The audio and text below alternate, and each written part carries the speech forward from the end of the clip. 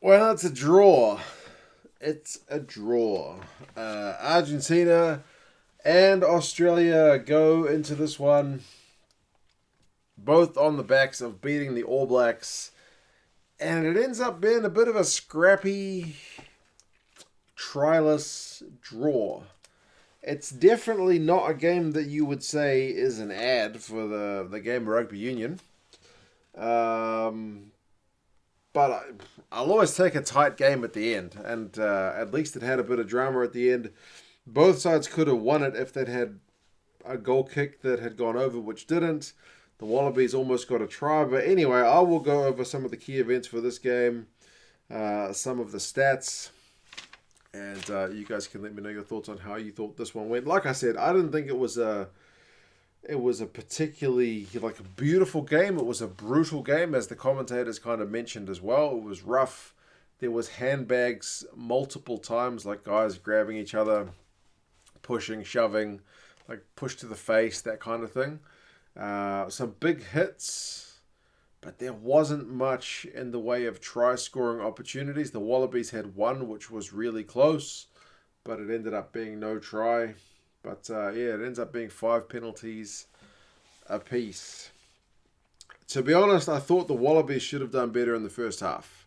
The Pumas' defense held out really well, and some of the decision making by the Wallabies guys had me a bit perplexed. Wallabies went 8 phases early, got into the Argentinian 22. They won a penalty and they kicked it to make it 3-0. But frustrating, and this will drive Dave Rennie nuts, and it's not a thing that's unique to Dave Rennie's reign with the Wallabies, is that they've got a bad habit of mucking up after the times they score points. From the restart, the Pumas are able to get a penalty at the breakdown immediately to bring it back to 3 points apiece. So you've just taken that step forward, and you immediately take that step back. If you're a Wallabies fan, if you're a Pumas fan, you look at that. We messed up, and then we made up for it. We kind of got those 3 points back. So it's 3 points apiece. Tom Wright, him and Dalgui for Argentina kind of looked the most dangerous of the two teams, to be honest. He had a big line break early. Then like Hooper knocked on after they'd gone like a phase or two. But to be fair, the pass was just inaccurate, and that was what was a bit frustrating about this game at times. Some of the inaccuracy, under pressure, of course, but it was a bit frustrating, like a pass over his shoulder. He can't take it, Hooper, and he knocks it on, so we go for scrum. And the scrums, especially in the first half, the Wallabies seemed to have the Pumas guys under the pump. The Wallabies scrum was looking good in that first half. And to be fair, that was almost where we saw a try. We didn't end up getting it. Pitaya on 14 minutes. Paisami puts a little kick through. The ball goes into the end goal area of Argentina. Pitaya is chasing. He maybe needs to dive and try and force the ball at the same time, but he stays on his feet. The ball bounces up. It's hovering just above the goal line. He manages to bring it down and force the ball legally. So in that respect, it's looking good, but he's got a foot in touch. Or he's got a foot on the dead ball line. So it's no try. And that's the closest you will get to a try throughout this whole game. So no try. It's a bit of a missed opportunity for the Wallabies. They go back for a 5-meter line out. The line out is not straight. Pretty poor. A lot of pressure, but no points for the Wallabies in that period. They go through some more phases. The Pumas give away a penalty for a high tackle. Their defense is really holding out pretty well. Wallabies go for a set play. Wright offloads to Banks. And then they get turned over. So the Pumas defense, kind of reminiscent of last week, is able to absorb pressure and turn the ball over. It was impressive stuff, although they didn't have any ball, so it was kind of hard to watch for the Argentinian guys to be able to maintain their defense. Their scrum was under a lot of pressure, but their lineup was operating really well. As good as the Aussie scrum was looking in that first half, the Pumas defensive lineup was looking equally good. They were putting the Aussies under so much pressure, it was just looking really uncomfortable. So the Argentinian scrum looked uncomfortable, likewise the Aussie lineout, and I guess they kind of cancelled each other out. They had a chance from a 5-meter lineout after a scrum penalty, but couldn't get anything because their lineout was stolen. Hooper at one point looked pretty frustrated with the ref, to be honest, and given the amount of handbags that were in this game, I don't know that the ref controlled things kind of that well. Like, sometimes you like the ref to kind of take the game by the scruff of the neck. Like, Hooper at one point kind of made a snarky remark to the ref about why the Wallabies had been penalised, and Hooper kind of argued back, but did it in a way that you would expect from a player who's frustrated, but maybe not the captain. And then the ref was kind of like explaining his decision and saying, are we okay? Are we okay? And then when Hooper kind of came back with a reason why we're not okay, he kind of cut him off. I was like, I don't want to talk about it anymore. I felt like if you're the ref, man, just tell him what your decision is, tell him your reason, and tell him to bugger off. Like, if you're going to ask him, are you okay? I don't know. It didn't seem right. It didn't sit well with me anyway, but yeah. So, Delgui had a good run. Like I mentioned, he was pretty dangerous for the Argentinians. They won a penalty from his run, and they went for it, and they got it. So, yeah. 31 minutes, it's 6 points to 3 in favour of the Pumas. Despite the fact that they've been really under the pump, the Wallabies have had loads of chances. The Pumas get 2 shots for goal. They take them both. 6 points to 3 in front. On 34 minutes, the Wallabies changed tack because they were behind. They managed to get another penalty in the Pumas half, and yeah, it was an interesting kick because I said to my folks who were watching the game with me, he's going to miss it, and he shanked it left, seemingly, but it just bananas around. It's a great goal kick from Reece Hodge. I'll give him credit for, man. Like, he missed one later, which was pretty important. But if he doesn't get this one, that's costly. So, hell of a kick from Reece Hodge to even it up at 6 points apiece. 38 minutes, so just before halftime, there's some handbags. Taniela Tupou gives Nico Sanchez a whack on the bum.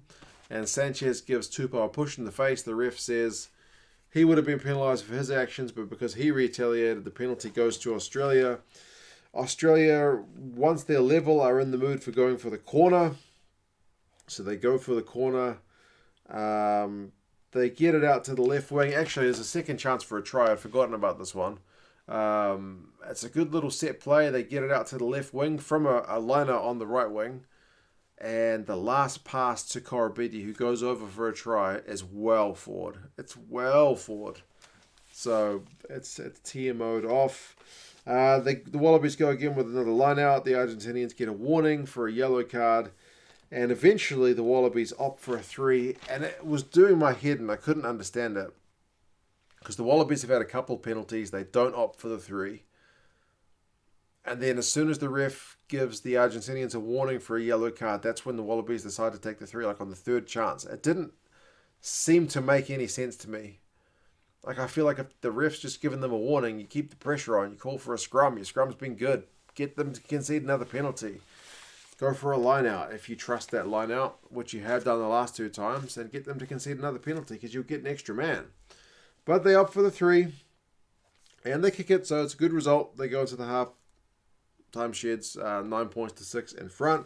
The Wallabies have had 66% possession, 78% territory, 257 run meters to 85 from Argentina. They've had 4 clean breaks to 1, but there's only 3 points in it. I was like, that's all well and good, but you've only got a 3-point lead.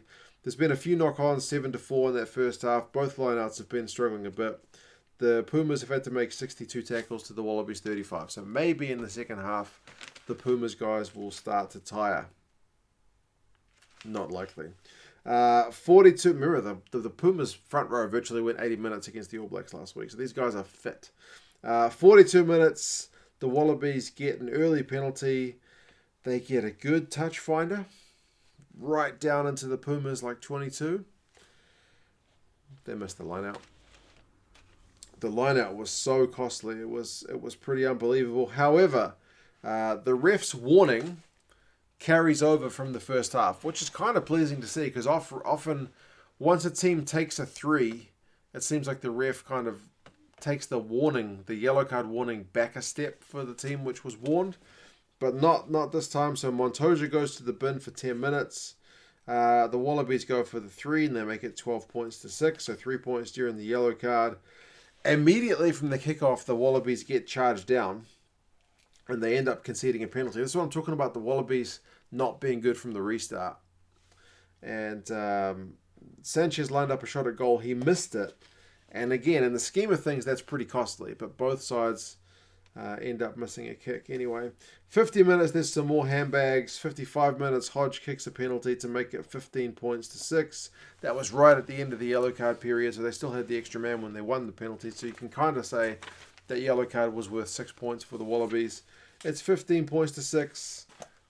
The Wallabies at this point are looking like they're going to go ahead and just probably not canter to a win, but at least grind out a win. However, the Pumas are not done. They get a scrum penalty on 62 minutes. They kick it. It's 15 points to 9. Maybe the scrum is coming good. 67 minutes, Sanchez kicks a 45-meter penalty, which they won at the breakdown, and suddenly it's a lot tighter.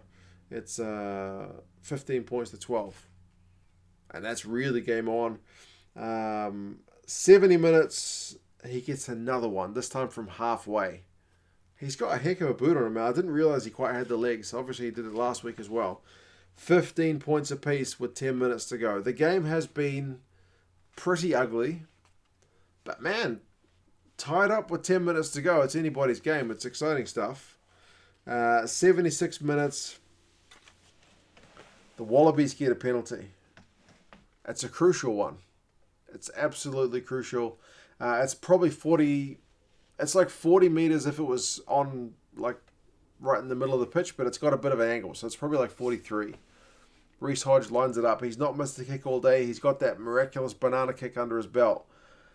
It's a pressure kick, and somebody in the comments of the stream, which we were doing, he mentioned it, that Hodge missed, albeit he hit the post, a pressure kick against New Zealand to win it. He misses the pressure kick to at least put the Wallabies in front. Maybe pressure kicks are not his thing. I don't know, man. Like, he got bloody close against New Zealand, but again, it's a miss. It's a miss. The Wallabies do have one more chance right before full time. They seem to have a little bit of an overlap, but Petaya puts a little grubber through, and the Pumas guys are able to clean it up pretty well. We go for a 22 dropout. The Pumas kick it as long as they can. The Wallabies run up a few phases. Hannigan is the man who carries. He gets turned over. I don't think he was quite at the races for this one. So the Pumas actually kick it through and have a chance to threaten the Wallabies line for one of the few times, but the Wallabies are able to clean it up and they just run into touch. So it's full time and it's a draw, and it leaves all the teams on 6 points. The All Blacks have got one game to play. The Wallabies have got one game to play, and the Pumas have got 2 games to play. So we'll see how this ends up working out.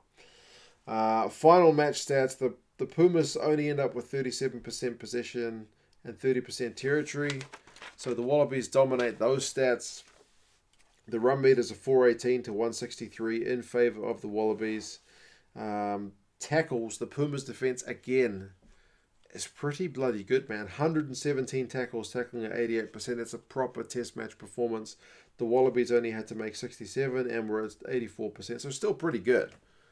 But the Pumas defence was next level. Penalties conceded is 12 to 11. So not horrendously high, but not a low count. Knock-ons was 13 to 10. And I should have mentioned it did start raining in the second half. So it got a bit messy. 13 to 10. That's a pretty high knock-on count, to be honest. It ends in a draw. Individuals, Dalgee looked dangerous. 56 run meters, 5 defenders beaten. I mentioned Tom Wright, but also Petaya, 55 run meters, 2 defenders beaten. The lineouts were 6 from 8 for the Pumas, 18 from 22 for the Wallabies. Both were a bit costly for both sides, to be honest. Paisami's shirt got ripped at one point. The whole back of it ripped. He'd been raked on the back by someone's boot, obviously. And he came out in the second half with the same bloody shirt on. I can't believe they didn't give him a new shirt. It's bizarre. Bizarre. So, yep, the All Blacks will play the Pumas next week. That'll be an interesting one to see how things go. and that will set up the rest of the competition. But yeah, weird game. Probably not. It's probably one, if you haven't seen it, maybe go watch the highlights. It's maybe not one you need to see the whole game, to be honest with you. If you had to watch a whole game, I'd probably go back and watch the one from the week before with the Pumas against the All Blacks. And I say that as an All Blacks fan. But yeah. So yeah, that's it, man. What do you guys reckon? Do you think the Wallabies should have won it at more than a try ahead? With all that stat kind of glory in the first half, but it's on the scoreboard that counts. And how well do you rate that Pumas comeback? They seemed at one point almost dead and buried, but Sanchez's boot pushed it back to level pegging, and they could have even won it. So yeah, you guys let me know your thoughts. Probably a better result for the Pumas, to be honest. But yeah, anyway, I'll take your guys' thoughts. You let me know what you reckon, and I'll talk to you again soon. See you later.